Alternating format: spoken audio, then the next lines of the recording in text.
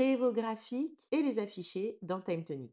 Dans cette vidéo, on va construire deux graphiques de suivi, les réunir dans un tableau de bord et les afficher dans TimeTonic. Nous avons vu dans la vidéo précédente comment exporter les données d'une table dans Metabase. Nous sommes dans la table d'intervention exportée et on retrouve les colonnes qu'on a préparées dans la vue pour l'export. On a les colonnes de date, on a le type d'intervention, on va obtenir le statut d'intervention, le client, le technicien affecté sur cette intervention, son nombre d'heures effectuées pour cette intervention, ces données qu'on va exploiter pour créer les graphiques dans notre tableau de bord de suivi.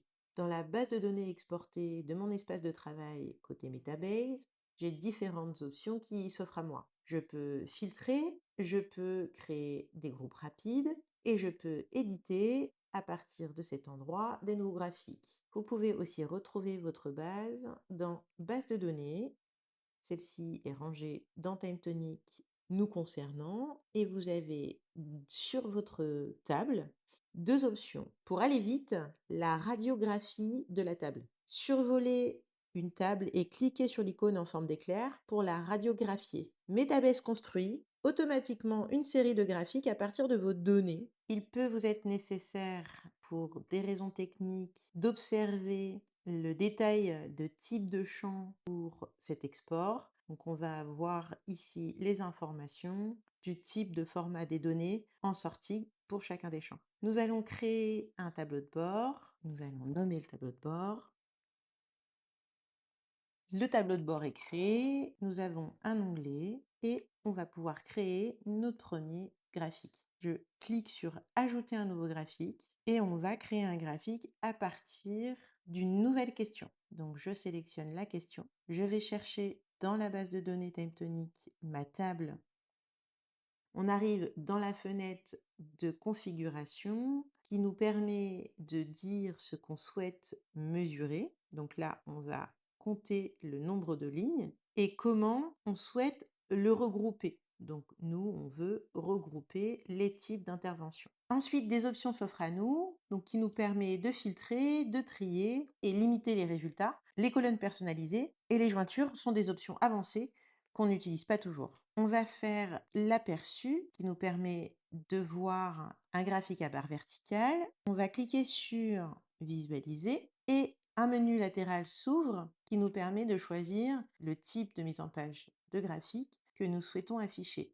Nous allons choisir le camembert. On va valider. Vous pouvez cliquer sur la petite roue crantée qui va nous permettre d'améliorer, de changer la mise en page. Vous pouvez changer les couleurs.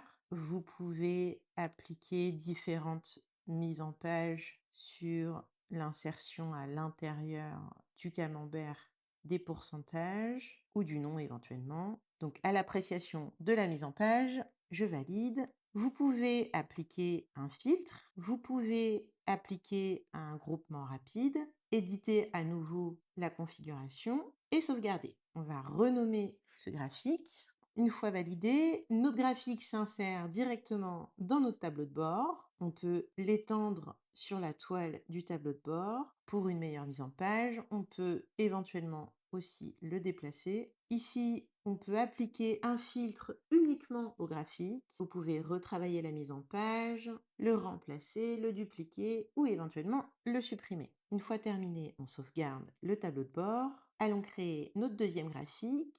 On clique sur Nouveau, Question. On va sur notre table. Nous voici dans notre fenêtre de configuration.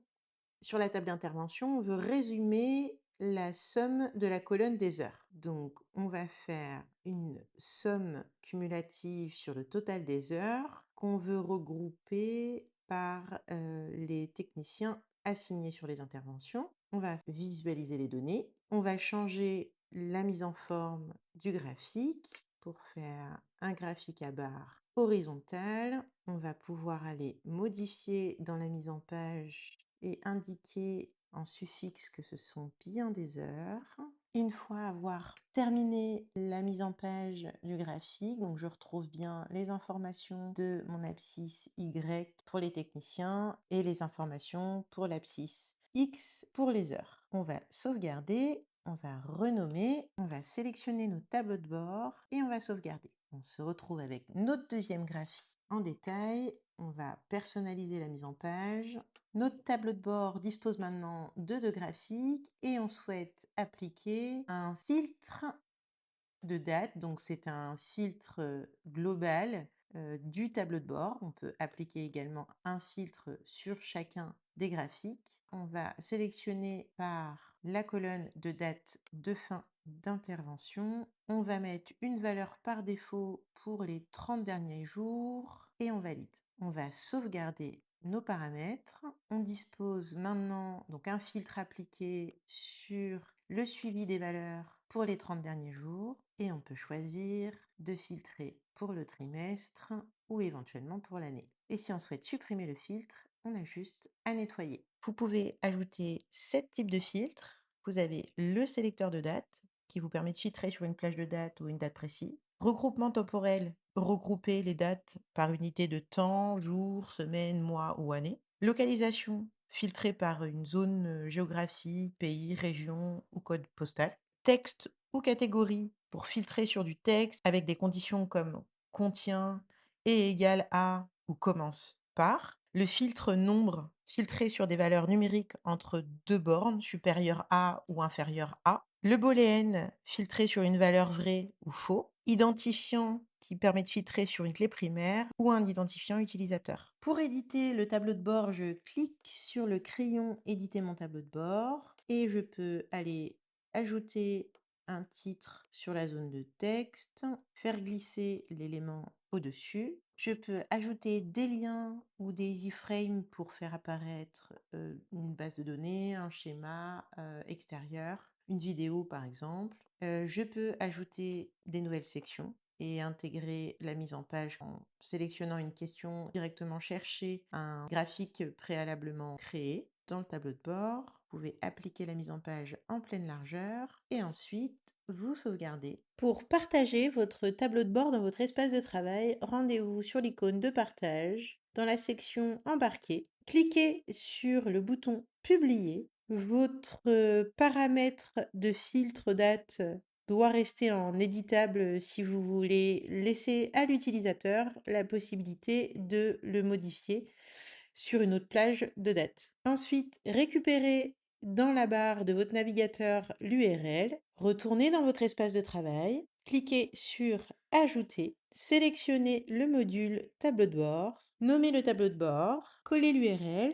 À l'insertion de l'URL, une option avec une case à cocher s'affiche qui nécessite une configuration d'ajout de filtre du code utilisateur dans le tableau de bord Metabase que nous voyons dans la prochaine vidéo. Et enfin, cliquez sur Ajouter le tableau de bord pour voir apparaître le tableau de bord de Metabase dans votre espace de travail. Vous obtenez dans votre espace de travail les tableaux de bord mis à jour avec vos données d'export sur le suivi de vos données. Et voilà, vous pouvez maintenant piloter et suivre vos données visuellement dans votre espace de travail avec une instance dédiée, export par transfert de fichiers sécurisés, données qui restent dans votre périmètre, une visualisation pensée pour les secteurs où la maîtrise des données est une exigence, pas une option.